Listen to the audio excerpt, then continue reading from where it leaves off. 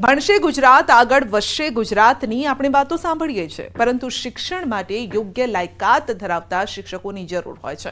હાલ તે શિક્ષકોની જે કચ્છ જિલ્લામાં ઘટ છે। કચ્છની જિલ્લા પંચાયત શિક્ષણ સમિતિ હસ્તકની 1665 જેટલી સરકારી શાળાઓ આવેલી છે। જિલ્લા શિક્ષણ અધિકારીની ભૂપેન્દ્રસિંહ વાઘેલા પાસેથી મળતી માહિતી મુજબ જિલ્લાની શાળામાં 7420 શિક્ષકો તેમજ 947 જેટલા જ્ઞાન સહાયકો ફરજ બજાવે છે, જે મુજબ જિલ્લામાં 1132 જેટલા શિક્ષકોની ઘટ છે। જ્ઞાન સહાયકોની ભરતી પછી પણ જિલ્લામાં શિક્ષકોની ઘટ એ ચિંતાનો વિષય છે અને હાલમાં કચ્છ જિલ્લામાં શિક્ષકોના કુલ મહેકમની સામે 12 થી 13% જેટલી ઘટ છે અને ત્યારે હાલમાં જ રાજ્યના મુખ્યમંત્રીએ શિક્ષકોની ભરતીની જાહેરાત કરી છે। કચ્છ જિલ્લામાં પણ શિક્ષકોની ઘટ પૂર્ણ થાય તેવી આશા જિલ્લા શિક્ષણ અધિકારીએ વ્યક્ત કરી છે। આપણી પાસે 9499 ની સામે 8367 એટલે આજની તારીખે 1132 જેટલા શિક્ષક ભાઈ બહેનોની ઘટ છે। જે રીતે ટોટલ મહેકમની સાપેક્ષમાં આપણે જોઈએ તો 12 થી 13% જેટલી ઘટ થાય છે। વડોદરા શહેરમાં જ્યોતિષ કામ શીખવાડવાના બહાને મહિલા સાથે દુષ્કર્મ મામલે આરોપી પ્રણવ મંડલના રિમાન્ડ પૂર્ણ થતા ગતરોજ કોર્ટમાં રજૂ કરાયો। આરોપીને પહેરાવાની હથકડી પોલીસના હાથમાં જોવા મળી તેમજ આરોપી મિત્ર હોય તેમ પોલીસ જવાન તેના ખભે હાથ રાખીને ફરતા દેખાયા। આરોપીને કોર્ટમાં રજૂ કરવા લઈ આવેલી પોલીસ મોબાઈલમાં વ્યસ્ત નજરે પડી। પોલીસે કામગીરી પર સવાલ ઉઠી રહ્યા છે કે કોના ઇશારે આરોપીને સ્પેશિયલ સુવિધા આપવામાં આવી રહી છે, તો આરોપીએ ભોગ બનનાર મહિલાની સગીર પુત્રી સાથે પણ અડપલા કર્યા હતા।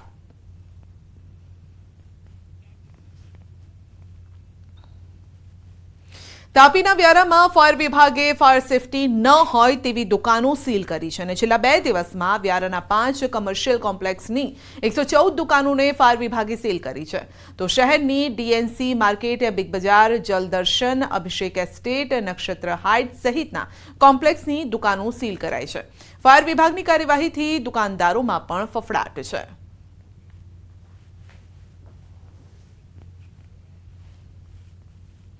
સુરતમાં ભારે વિવાદ બાદ માન દરવાજા ટેનામેન્ટનું મેગા ડિમોલિશન હાથ ધરાયું છે અને છેલ્લા ઘણા સમયથી ડિમોલિશનને લઈને વિવાદ ચાલી રહ્યો હતો અને ત્યારે મહાનગરપાલિકાની ટીમ, ડીસીપી, એસીપી, પીઆઈ સહિતના સુરક્ષા તંત્રની ટીમ સાથે ડિમોલિશન હાથ ધરાયું છે।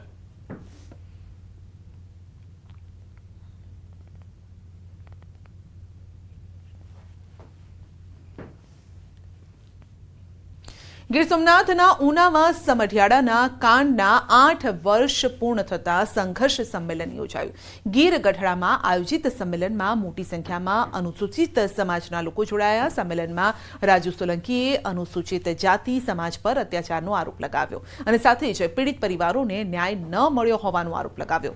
સાથે જ 15 ઓગસ્ટે ગાંધીનગર સુધી રેલી યોજવાની ચીમકી ઉચ્ચારી।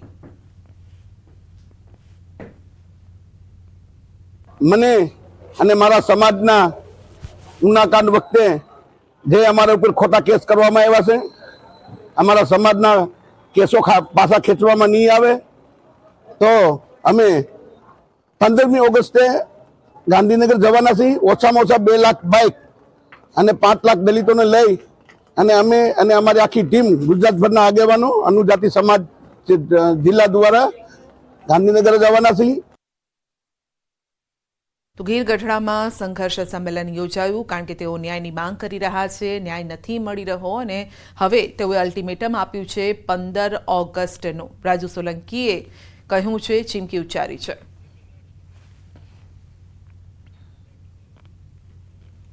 તો કચ્છની વાત કરીશું। સસ્પેન્ડેડ કોન્સ્ટેબલ નીતા ચૌધરી ફરાર છે। ગઈકાલે ભચાઉ કોર્ટે જામીન રદ કર્યા હતા અને કોર્ટે નીતા ચૌધરીને જેલ હવાલે કરવાનો કર્યો હતો હુકમ। નીતા ચૌધરીને પકડવા પોલીસની કવાયત છે। એલસીબી એસઓજીએ શરૂ કરી છે તપાસ। તપાસનો ધમધમાટ શરૂ કરવામાં આવ્યો છે। તો સવાલ એ છે કે નીતા ચૌધરી આખરે ક્યાં ગયા અને તેમને મદદ કરનાર કોણ છે? શું પોલીસ જ તેમને મદદ કરી રહી છે? ઉચ્ચ અધિકારીઓની શું રહેમ નજર તેમના પર છે?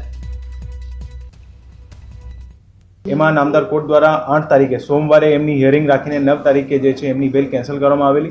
પોલીસને જ્યારે આ બેલ કેન્સલ કરવામાં જે છે ઓર્ડર મળેલો ત્યારે તાત્કાલિક જે છે એમના જે અલગ અલગ ઠેકાણાઓ હતા એ તપાસ કરવામાં આવેલી.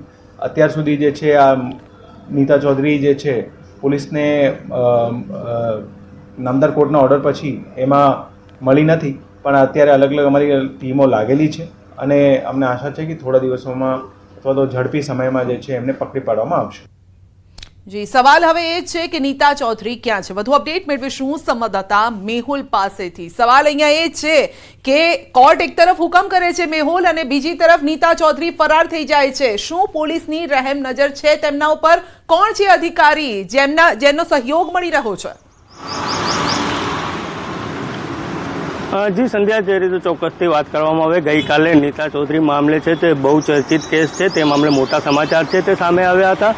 જ્યારે ભચાઉ સેશન્સ કોર્ટ છે તેને નીતા ચૌધરીના જામીન રદ કરી અને જેલ હવાલે કરવાનો હુકમ કર્યો હતો, ત્યારે જે પૂર્વ કચ્છ પોલીસ છે તેના દ્વારા નીતા ચૌધરીના ઘરે અને તેને પકડવા માટે, ઝડપી પાડવા માટે છે તે ચક્રો ગતિમાન કર્યા હતા અને નીતા ચૌધરી છે તે લાપતા થઈ ગઈ હતી. તો બીજી તરફ વાત કરીએ તો પોલીસને સમગ્ર મામલે પૂછતા પોલીસ જણાવે છે કે અમારા દ્વારા વિવિધ છે તે ટીમો બનાવવામાં આવી છે.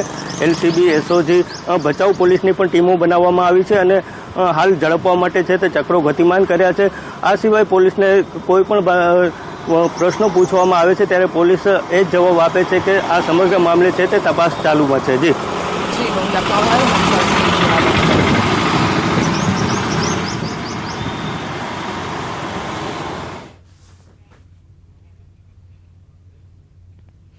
તો સાંજે 4 વાગ્યા સુધીની આગાહી છે અને 4 વાગ્યા સુધીમાં 12 જિલ્લામાં ઓરેન્જ એલર્ટ અપાયું છે. વલસાડ, સુરત, ભરૂચ, તાપીમાં ઓરેન્જ એલર્ટ અપાયું છે. નવસારી, ડાંગમાં પણ ઓરેન્જ એલર્ટ છે. સોમનાથ, ગીર સોમનાથ, જુનાગढ़, अमरेली પણ orange alert. Heavy to very heavy Gujarat region isolated places में दिया गया है. उसका अगले 4 दिन हेवी रेनफॉल आइसोलेटेड प्लेसेस में दिया गया है. और जो सौराष्ट्र क्रॉस रीजन के लिए पहले दिन हेवी टू वेरी हेवी का आइसोलेटेड प्लेसेस 1 दिया गया है. और जो डे 2 में हेवी आइसोलेटेड प्लेसेस में चेतावनी दिया गया है.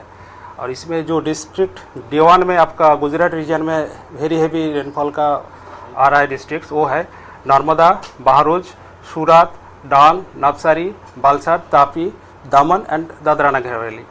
और जो हेवी रेनफॉल का जो चेतावनी दिया गया है वो है छोटाउदयपुर, बडोदरा, आनंद एंड अहमदाबाद. एंड सौराष्ट्र कच्छ में आपका वेरी हेवी रेनफॉल का जो चेतावनी दिया गया है वो है राजकोट, पोरबंदर, जूनागढ़, गिर सोमनाथ, अमरेली एंड भावनगर. और हेवी रेनफॉल का जो वार्निंग दिया गया है वो है Surendranagar, Junagadh and Morbi, sorry Jamnagar and Morbi, Dwarka, Devbhumi Dwarka and Diu. ये है आपकी जो बारिश की स्थिति और पूर्वानुमान जो चेतावनी है. अहमदाबाद में हम हेवी रेनफॉल का वार्निंग दे रहे हैं और इसमें लाइट टू मॉडरेट रेन का भी फोरकास्ट है. सर, लगातार हैवी रेनफॉल का वार्निंग दिया जा रहा है, लेकिन फिर भी बारिश जिस प्रकार से कहा जा रहा है वैसे नहीं हो रही है. क्या मुख्य वजह है? हाँ, मुख्य वजह यह है कल जो हम लोग सिस्टम सौराष्ट्र में कॉस में बोला गया था वो बाद में सिस्टम थोड़ा सा लो हो गया, उसका इतना सपोर्ट नहीं मिला, इसलिए कल का जो चेतावनी दिया था थोड़ा सा हो गया. प्लस आज तो हम लोग वेरी हैवी रेनफॉल का दिया है डे 1 में, दोनों रीजन के लिए दिया हुआ है. सर, कौन सी सिस्टम अभी एक्टिव है जिसकी वजह से बारिश हो रहा है? अभी जो सीआर जोन है अभी 18 डिग्री नॉर्थ में परसिस्ट कर रहा है और एक साइक्लोनिक सर्कुलेशन नॉर्थ मध्य महाराष्ट्र में परसिस्ट कर रहा है. और आपका और एक सिस्टम है जो ऑफशोर ट्रफ है साउथ गुजरात कोस्ट से लेकर नॉर्थ केरला कोस्ट तक परसिस्ट कर रहा है. इसके लिए બુલેટિનમાં આગળ વધીશું નાનકડા બ્રેક બાદ.